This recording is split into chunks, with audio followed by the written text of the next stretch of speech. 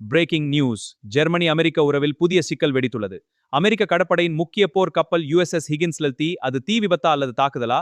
Dark eagle Iran மீது பாயுமா? ட்ரம்பிற்கு வந்த காலக்கெடு. ஐநா தலைவர் கடும் எச்சரிக்கை.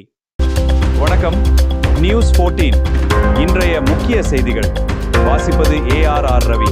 ஜெர்மனி அமெரிக்கா உறவில் புதிய பதற்றம் வெடித்துள்ளது. ஜெர்மன் விவகாரத்தில் அமெரிக்கா எந்த எக்ஸிட் ஸ்ட்ராட்டஜியை பின்பற்றுகிறது என்ற விவகாரத்தில் ஜெர்மன் சான்சலர் ஃப்ரீட்ரிக் மெர்ஸ் தெளிவுபடுத்தினார். மேலும் ஈரான் தலைமையே அமெரிக்காவை அவமதிக்கும் வகையில் நடக்கிறது என்றும் அவர் கடுமையாக கூறியுள்ளார்.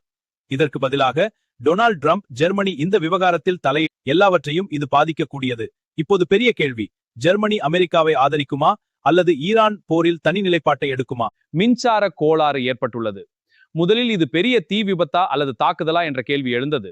ஆனால் அமெரிக்க கடற்படை தரப்பில் இது எலக்ட்ரிக்கல் கேசிலிட்டி என்று விளக்கப்பட்டுள்ளது. அதாவது கப்பலுக்குள் ஏற்பட்ட மின்சார கோளாறு காரணமாக ஸ்பார்க்ஸ் அல்லது ஸ்மோக் ஏற்பட்டிருக்கலாம் என்று கூறப்படுகிறது.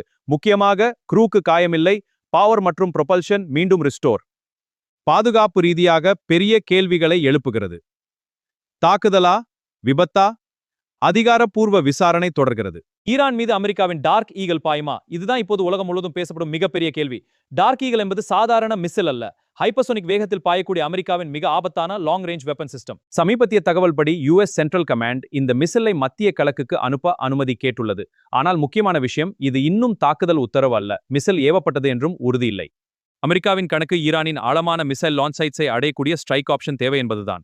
ஈரான் மீண்டும் தாக்கினால் அல்லது ஹோர்முஸ் நெருக்கடி தீவிரமானால் டார்க் ஈகிள் ஆப்ஷன் மேசை இருக்கும் என்று கூறப்படுகிறது. அதனால் இது ஒரு வார்னிங் சிக்னல். போர் முடிவுக்கு வருமா அல்லது அடுத்த கட்ட எஸ்கலேஷன் தொடங்குமா? அடுத்த முக்கிய செய்தி, ட்ரம்புக்கு வந்த காலக்கெடு. டொனால்ட் ட்ரம்புக்கு நள்ளிரவில் பெரிய சட்ட சோதனை வந்துள்ளது. ஈரான் போரில் அமெரிக்க ஜனாதிபதி காங்கிரஸ் அனுமதி இல்லாமல் எவ்வளவு நாள் ராணுவ நடவடிக்கையை தொடரலாம்? இதுதான் இப்போது முக்கிய கேள்வி.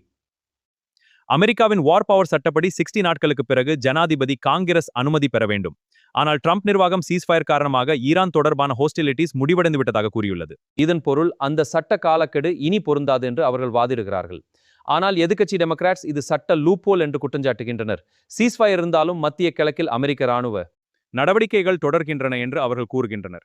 இதனால் ஈரான் போர் இப்போது பேட்டில் ஃபீல்ட் மட்டுமில்லை, அமெரிக்க காங்கிரஸிலும் நீதிமுறையிலும் பெரிய அரசியல் மோதலாக மாறியுள்ளது. ஈரான் அமெரிக்கா பதற்றத்தில் ஐக்கிய நாடுகள் சபை தலைவர் அன்டோனியோ குட்டரெஸ் கடுமையான எச்சரிக்கை விடுத்துள்ளார். ஹோர்முஸ் நீரிணை முடக்கம் இனி ஒரு பிராந்திய பிரச்சினை மட்டுமல்ல, அது உலக பொருளாதாரத்தையே சிக்கலில் தள்ளக்கூடிய நெருக்கடி என்று அவர் எச்சரித்துள்ளார். எண்ணெய், எரிவாயு, கப்பல் போக்குவரத்து, உணவுப் பொருட்கள் எல்லாம் இந்த கடல் வழித்தடத்துடன் இணைந்திருக்கின்றன. அது உலக பொருளாதாரத்தையே சிக்கலில் தள்ளக்கூடிய நெருக்கடி என்று அவர் எச்சரித்துள்ளார். எண்ணெய், எரிவாயு, கப்பல் போக்குவரத்து, உணவுப் பொருட்கள் எல்லாம் இந்த கடல் வழித்தடத்துடன் இணைந்திருக்கின்றன.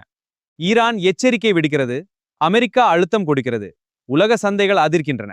இப்போது கேள்வி, ஹோர்முஸ் திறக்கப்படுமா அல்லது உலக பொருளாதாரம் புதிய அதிர்ச்சியை சந்திக்குமா?